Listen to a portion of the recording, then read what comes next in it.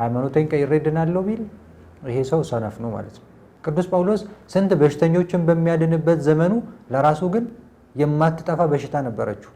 ልምሾ ይዞን መልካም ነገርን ለኔ ቢጤ ወይም ደግሞ ለአንድ አጠገቤ ላለው ለአቅሙ ለደከመ ሰው እጄን ዘርግቼ አንስቼለት ወደ ቤቱ ለማስገባት እጄ ይሰለለብኝ ስንት ሰው አለ። በየቀኑ አንድ መልአክ ወርዶ አንድ ያናውጻል፣ ቀድሞ የገባ አንድ ሰው ብቻ ይድናል።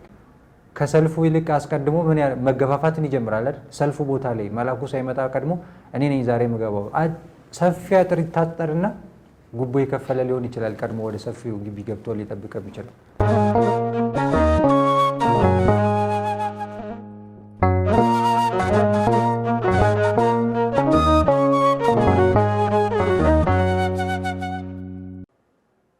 በስመ አብ ወወልድ ወመንፈስ ቅዱስ አሐዱ አምላክ አሜን።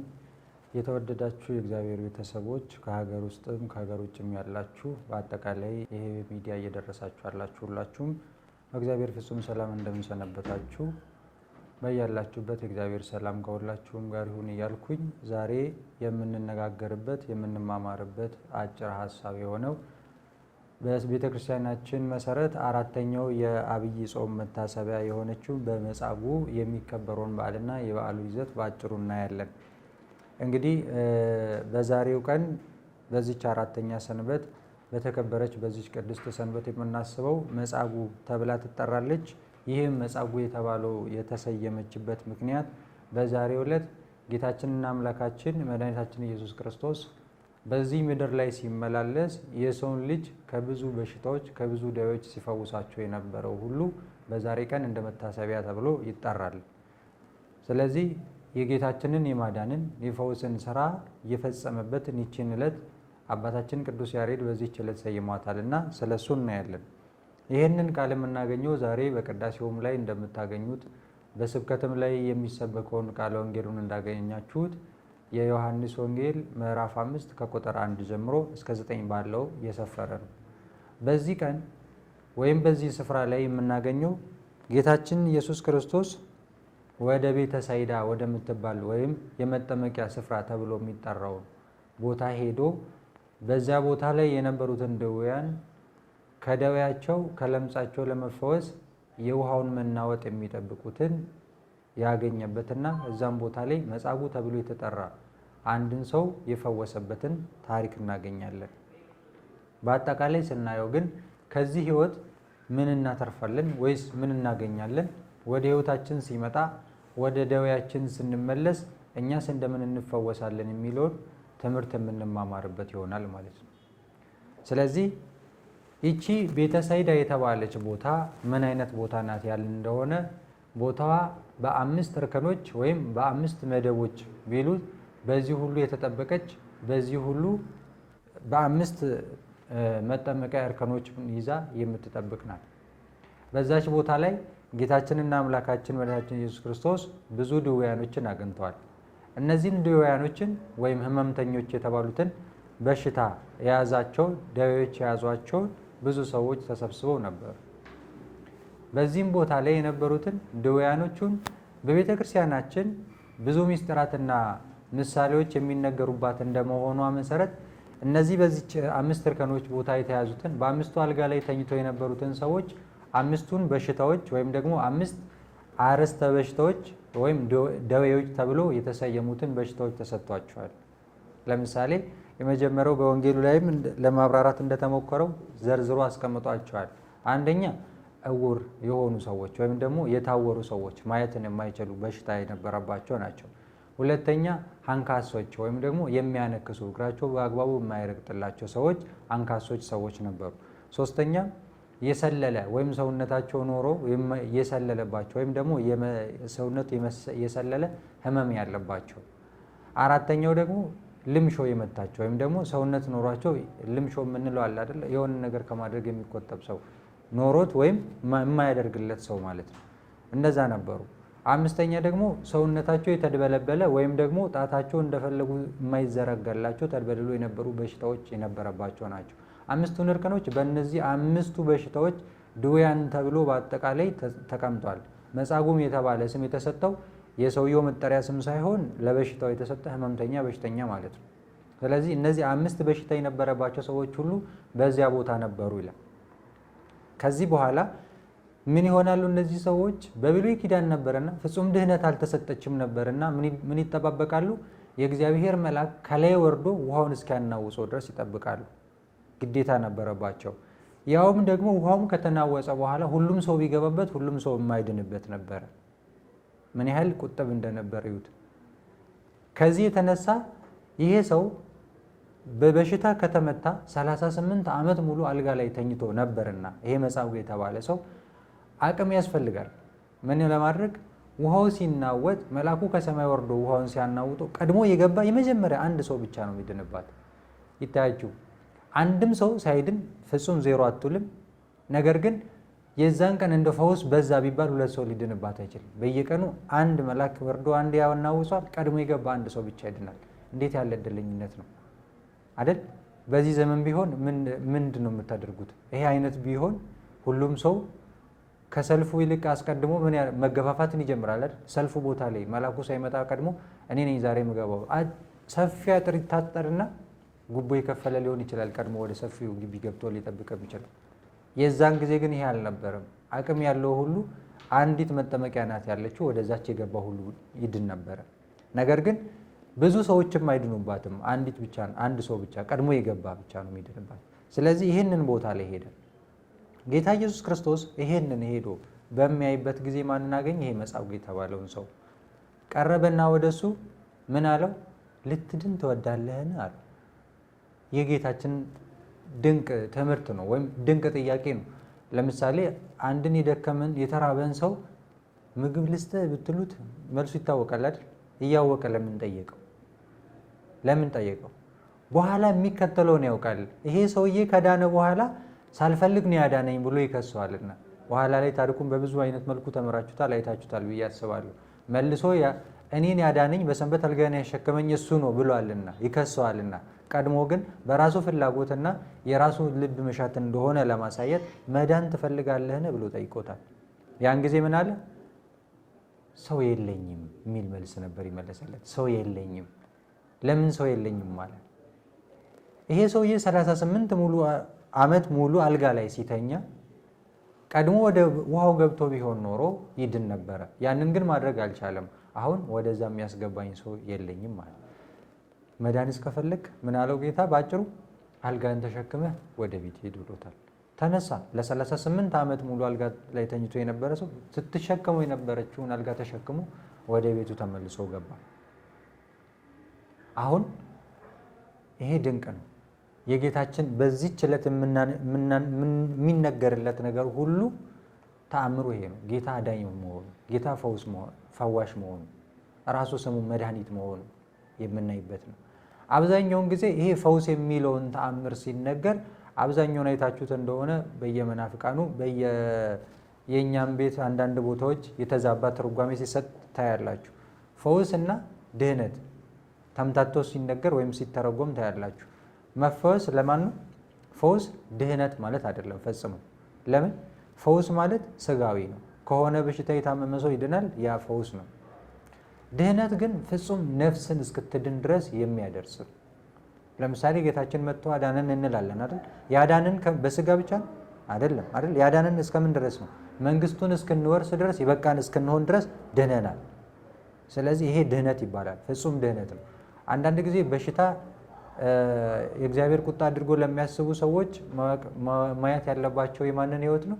ደዌ ዘበጸጋ ተብሎ የሚኖሩ ባህታውያን አሉ። በሽታ ተጸናውቷቸው ሁል ጊዜ ከበሽታቸው ጋር የሚኖሩ ነገር ግን ዘወትር እግዚአብሔርን የሚያመሰግኑና እግዚአብሔርን የሚያከብሩ በበሽታቸው የእግዚአብሔር ጸጋ የሚገለጥላቸው ሰዎች አሉና ካልዳነ ሰው ሃይማኖቴን ቀይሬ ድናለሁ ቢል ይሄ ሰው ሰነፍ ነው ማለት ነው። ምክንያቱም የነዛን ህይወት አላየም። ለምሳሌ ጻድቁ አባታችን አቡነ ተክለ ሃይማኖት በስተመጨረሻ የተሰጠችው በሽታ ነበረች። ያቺ በሽታ እንደ በረከት ተቆጥራለታለች። ቅዱስ ጳውሎስ ስንት በሽተኞችን በሚያድንበት ዘመኑ ለራሱ ግን የማትጠፋ በሽታ ነበረችው። ታውቁ እንደሆነ ጎኔን የምትወጋኝ ዘውትር እንዳላንቀላፋ የምትከለክለኝ በሽታ አለችኝ ብሏል።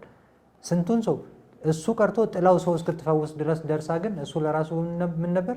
በሽተኛ ወይም ደግሞ ህመምተኛ ነበር፣ ደዌ ነበረበት ማለት ነው። ስለዚህ ደዌ የድህነትም የጸጋም የምንም ነገር መገለጫ አይደለም። እግዚአብሔር ግን 38 ዓመት ሙሉ ይህንን ሰውዬ ሲተኛ የነበረውን ያገኘበት 38 ዓመት መሆኑ የእድሜ ርዝመቱ ምን ለማድረግ ነው? ተአምሩ እስኪገለጥበት ጌታ ራሱ መግለጥ ማስተማር የፈለገውን ቆይተን እግዚአብሔርን ምሕረት እስክናይ ድረስ እንድንጸና የሚያሳይ ነው። ሐዋርያቶች ተሰብስበው አንድ ግንባሩ ላይ የአይን ምልክት እንኳን የሌለው ሰው በተወለደ ጊዜ ይሄ ሰውዬ በኃጢአቱ ነው ወይስ በቤተሰቦቹ በደል ነው ይሄን ሁሉ ሆኖ የተወለደው ተብሎ ሲጠይቅ ምንድን ነው ያላቸው? ነገር ግን ሁለቱም አልበደሉም። ነገር ግን እግዚአብሔር ተአምር በእሱ ላይ ይገለጥ ዘንድ እንዲሆነ ተፈጠረ አለ። አይኑን አበራለት። ስለዚህ ፈውስ ማለት ይሄ ነው። ድነት ማለት ይሄ ነው። የተወደዳቸው እግዚአብሔር ቤተሰቦች በዚህች ዕለት እነዚህ በሽተኞች ውስጥ እኛ የለንም አይመለከትንም ትሉ ይሆናል። እያንዳንዶቻችን ግን በዚህ ውስጥ አለን። ከነዚህ ሁሉ በሽታዎች መካከል ብንችል እንደው ሁሉም አለ፣ በጸጋው ሁሉም አለ፣ ታድለነዋል። ነገር ግን እንደው የለብንም ብንል አንድ ማያጣን ነው። 5 እርከኖች ሲተረተኑ ወደ ትንተናው ሲገቡ ወይም በተራ ቁጥር ሲነገሩ 5ቱ አዕማደ ምስጢራትን ይወክላሉ። 5ቱ አዕማደ ምስጢራትን ይወክላሉ። ከዛ በመቀጠል ውሃው የጥምቀት ምሳሌ ነው። ከሰማይ የሚወርደው መልአክ የካህን ምሳሌ ነው፣ ወይም ደግሞ የቀሳውስት ምሳሌ ነው። ሰው ውሃው ከተናወጸ በኋላ መንፈስ ቅዱስ ካደረበት በኋላ በአንዲት ጥምቀት በተጠመቀ ጊዜ ዘላለማዊ ድህነትን ይድናል። ወደ ቤተ ክርስቲያን ስንሄድ 5ቱ አዕማደ ምስጢራትን መማር መጠበቅ ይኖርበታል አይደል? መሰረታዊ የሃይማኖታችን መገለጫ ስለሆነ ያንን ያመነ ሰው ጥምቀትን ይጠመቃል።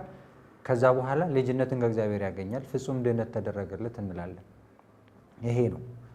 በሌላ መልኩ ደግሞ ወደ ደዌ ሲመለስ ደዌዎቹ ሲዘረዘሩ 5ቱ አዕማደ ምስጢራት ቅድም እንዳልናቸው የበሽታ አይነቶችን ዘርዝረንበታል። በሌላ መልኩ ደግሞ ጾታ ምዕመናን ተብሎ ይጠራሉ። እነዚህ 5ቱ እርከኖች የተባሉት ጾታ ምዕመናን 5 ናቸው። በቤተ ክርስቲያናችን 5 ጾታ ምዕመናን አለ። አይሩግ አሉ፣ ወራዙት አሉ፣ ካህናት፣ አንስትና መነኮሳቶች አሉ።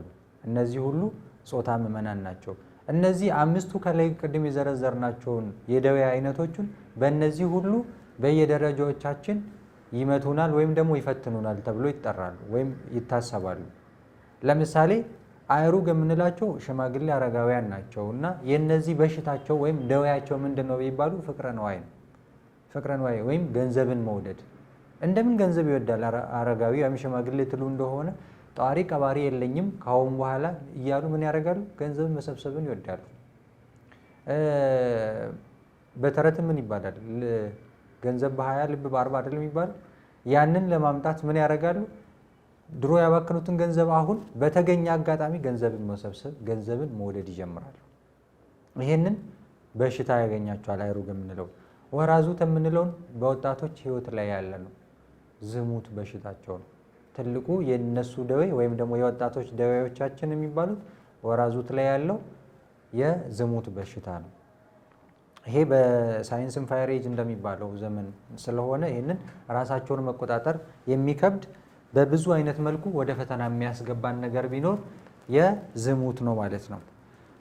በመቀጠል ደግሞ የአንስት ነው። አንስት ወይም ደግሞ ሴቶች ብዙ ጊዜ የሚፈተኑበት በሽታቸው ትውዝፍት የሚባል ወይም ደግሞ የምንዝር ጌጥ ይባላል። በሌላኛው አነጋገር የምንዝር ጌጥ ማለት ከሜካፑ ጀምሮ እስከ ሊፕስቲክ እስከ ፀጉር መኳኳሉ እያንዳንዱ ጌጣጌጥ ነገሮች ሁሉ የሚካተቱበት ማለት ነው።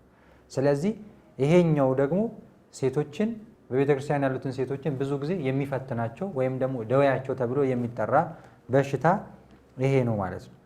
ከዛ ደግሞ በመቀጠል ካህናት ናቸው። የካህናት በሽታቸው ምንድን ነው ቢሉ ትዕቢት ነው።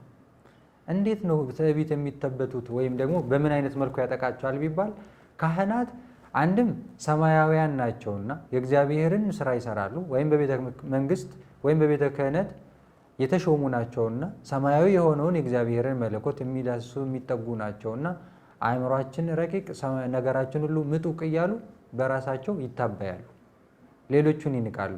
ወደ ቤተ ክርስቲያን ትገቡ እንደሆነ አብዛኛውን ትዕቢት የሚያጠቃው ማን ነው የምታገኙት? አብዛኛውን የፈረደባቸው ዲያቆናት ናቸው አይደል? ብዙ ጊዜ የሚባሉ ስማቸውም የሚጠራው። ሆኖም ግን ካህናት በአጠቃላይ በትዕቢት ይነካሉ ወይም ደግሞ ይጎዳሉ፣ ይታመማሉ ይባላል። ከዛ በመቀጠል ደግሞ መነኮሳት ናቸው። እነዚህ መነኮሳት ደግሞ በምን አይነት በሽታ የሚመቱ ይመስላችኋል? ደዌያቸው ምን ይመስላችኋል? ስስት ነው። ትልቁ ደዌያቸው ስስት ነው። ይሄስ እንደምን ያጠቃቸዋል ቢባል መነኮሳት አያርሱም፣ አይዘሩም፣ የራሳቸው ነገር የላቸውም። ከዚያ ለሞቶ ሄደዋልና ያገኙትን ነገ ከየት አምጥቼ እበላለሁ፣ ምግብ ቢሆን ነገ ከየት አምጥቼ እበላለሁ፣ ነገ ከየት ገንዘብ ላገኝ እችላለሁ እያሉ ለድሃ ከመመጽወት ራሳቸውን ይቆጥባሉ፣ ይሰስታሉ፣ የሚያልቅባቸው ነገር ስለሆነ። ይሄንን ሁሉ በሽታ ነው። ይሄንን ሁሉ በሽታ እንደምን ይችሉታል ቢባል ለሁሉም ምዕመናን ወይም ደግሞ ለሁሉም ጾታ ምዕመናን የተሰጠው ስጦታ ምንድን ነው? በጥምቀት ባገኙት ኃይል ሁሉንም ድል ይነሱታል ይላል። በጥምቀት ባገኙት ኃይል፣ በጥምቀት ባገኙት ጉልበት ድል ይነሱታል። ስለዚህ ክርስቶስን ያመነ ምንም ነገር ቢሆን ምንም አይነት በሽታ እንዳይበረታበት። ለምሳሌ የፍቅረ ነዋይን አሩጋን ምን በማድረግ ድል ይነሱታል? ወደ ቤተክርስቲያን በመመላለስ ምጽዋትን በመስጠት አስራትን በማውጣታቸው ምናምን ድል ይነሱታል። ያስስታቸው ይጠፋል ማለት ነው። ፍርሃታቸው ይጠፋል። ማን ይጦረኛል፣ ማን ይቀብረኛል ብሎ የሚፈሩትን በመልካምነታቸው ያገኛሉና። ዝሙትንም ቢሆን ጾምን፣ ጸሎትን፣ ስግደትን በማብዛት ወጣቶች ምን ያደርጉታል? ድል ይነሱታልና። ይሄም ኃይሉም ጥበቡም ከማን ነው የሚሆኑ? ከእግዚአብሔር የሚሆን ነው ማለት ነው። ስለዚህ ወደ ሴቶችም ስንወርድ በእንደዛው አይነት መልክ የእነሱም ትውዝፍቱን በዚህ ልክ ድል ይነሱታል። በሌላ ፈተና ቢመጣባቸው በጥምቀት ባገኙት ኃይል ድል ነስተው ያሸንፉታል ማለት ነው። ይሄንን ይመስላል። አሁን በአጠቃላይ ግን ይሄ በዘመናችን ያለው በሽታ ቢሆን እያንዳንዶቻችን በብዙ አይነት በሽታ ታምናል። ለምሳሌ የታወሩ ብሎ ሲጠራ በሕይወታችን ውስጥ በብዙ አይነት መልኩ አይናችን ታውሮ የእግዚአብሔርን መልካም መንገድ የእግዚአብሔርን ፍላጎት በሕይወታችን ውስጥ እንዳናይ የሚከለክሉን ብዙ በሽታዎች አሉ። የተወደዳችሁ ሆይ እናንተ ታውቃላችሁ። በሕይወታችሁ ውስጥ ነገያችሁን ማየት የጠላችሁ ወይም ነገን ለማየት የተሻለ እንደሆነ ዛሬ በከበበን ፈተና፣ ዛሬ ባለብን መከራ ብዛት ነገ የምንጠላ በሕይወት መኖርን ነገን አሻግረን ማየትን የምንጠላ ነገያችንን ከማየት የታወርን ስንቶቻችን ነን? ይሄኛው እውርነት ማለት ይሄ ነው። እግዚአብሔር ያደረገልንን መልካም ነገር ትተን ከአጠገባችን አንድ ወንድም አንድ እህት ያደረገችንን ነገር ዘወትር የምናስብ በሱ የምንብሰለሰል ስንቶቻችን ነን? የእግዚአብሔርን ነገር መልካምነቱን ከማየት የታወርን ስንቶቻችን ነን? በሌላም መልኩ እግሮቻችን ሁሉ ወደ መልካም መንገድ ለመሄድ በተነሳን ቁጥር እግዚአብሔርን ደስ ወደሚያሰኝ ቦታ ለመሄድ በተነሳን ቁጥር እያነከሰን ኃጢአት እየወጋን ዓለማዊ ፍላጎትና መሻት እየወጋን የሚያስነክሰን ወደ መልካም መንገድ እንዳንሄድ የሚከለክሉ እየጎተቱ የሚያስቀሩን ስንት በሽታዎች አሉበት። እንዲሁም ሰርተን ለፍተን እግዚአብሔር ባርኮልን በሕይወታችን ያገኘነውን ገንዘብም ቢሆን ሀብትም ቢሆን እያንዳንዱን ነገር ለእግዚአብሔር አሳልፈን ለመስጠት ምጽዋት ሰጥተን እንዳንባረክ እጃችን የሰለለብን ስንቶች ነን? ልምሾ ይዞን መልካም ነገርን ለየኔ ቢጤ ወይም ደግሞ ለአንድ አጠገቤ ላለው አቅሙ ለደከመ ሰው እጄን ዘርግቼ አንስቼለት ወደ ቤቱ ለማስገባት እጄ የሰለለብኝ ስንት ሰው አለ? ይህ ሁሉ በሽታዎቻችን ናቸው። በዘመናችን የሚፈትኑን በሽታዎቻችን ናቸው። ከሚታዩት በሽታዎች ይልቅ የማይታዩት ሰው እንኳን የማይደርስልን በሽታዎች እነዚህ ናቸው። እጅግ ከባድ በሽታዎች። እግዚአብሔር በቸርነቱ ሁላችንም ከዚህ ሁሉ በሽታዎቻችን ይጠግነን። አሁን ይሄንን ይመስላል። ስለ እግዚአብሔር ወይም ስለ መጻጉዕ ዛሬ ስንነጋገር እኛ በሽታ የሌለብን ሆነን ስለ ሰው በሽታ ለማውራት አይደለም። እነዛ ደውያን እነዚህ አምስቱ በሽታዎች የተባሉትን እንደ አርዕስት ተብለው ተጠሩ እንጂ ብዙ አይነት በሽታዎች ያሉባቸው ሰዎች ወደ ተሰበሰቡበት ወደ ቤተሰበ ሳይዳ ልንሰበሰብ ይገባል። ቤተ ሳይዳ የተባለችው የድህነት ቤት ቤተ ክርስቲያናችን ናት። ሁላችንም ወደ ቤተ ክርስቲያናችን ሄደን ብናይ ስንቱ ሰው የሌለው ሰው የተጣለበት ቦታ ነው። ሰው የለኝም እንዳለው መጻጉዕ መጠጊያ የሆነች ምስካየ ኅዙናን የሆነች ቤተ ክርስቲያናችን ነች። የኔ ቢጤውም ድሃውም በሽተኛውም ሁሉ የሚገኝባት የከፋው ሰው ቤተ ክርስቲያን ሄዶ ይጽናናል። ስለዚህ ሁላችንም ከነዚህ ሁሉ በሽታዎቻችን እንድን ዘንድ ፈጽሞም ሰላምን እናገኝ ዘንድ በሕይወታችን ውስጥ እረፍትን ሰላምን አግኝተን እንደ መጻጉዕ በስጋ ብቻ ሳይሆን በሕይወታችን ዘመን ሁሉ ድነን ሰላማዊ ሕይወትን አግኝተን እንድንመለስ ወደ ተቀደሰችው የክርስቶስ አምሳል ወይም የክርስቶስ ማደሪያ ቤት ወደ ሆነች ወደ ቅድስት ቤተክርስቲያናችን እንሰብሰብ። በዚያም ሰማያዊ የሆነው መልአክ ከእግዚአብሔር ላይ መጥቶ ውሃውን እስኪያናውጥ ድረስ እንኳን አንጠብቅም። በዘመናችን አምሳለ መላእክት የሆኑ ካህናት ሰማያውያን በዛ ቦታ አሉ። ደዌዎቻችንን ተናዘንላቸው በንስሐ ውሃ ታጥበን ሰላም አግኝተን እንመለሳለን ቢልልን ስጋውን ደሙን ተቀብለን የዘላለም ሕይወትን ፍጹም ድህነትንም ከእግዚአብሔር እንረከባለን። ለሁሉም እቺ ቅድስት ቤተክርስቲያን መሰረታችን ናት ማለት ነው። ስለዚህ ያስተማረን የመከረን አምላካችን ስሙ የተመሰገነ ይሁን። አምላካችን ከምናውቀውም ደዌዎቻችን ፈጽሞ ያድነን። ሁላችንም በተቀደሰችው ስፍራ በቤተ ሳይዳ በቤተ ክርስቲያን ተሰብስበን የዘላለም ሕይወትን እንድናገኝ በመጣም ጊዜ ከቤቱ እንዲረከበን የእሱ ቅዱስ ፈቃድ ይሆንልኝ። ወስብሐት ለእግዚአብሔር ወለወላዲቱ ድንግል ወለመስቀሉ ክቡር። ይቆየን። አሜን።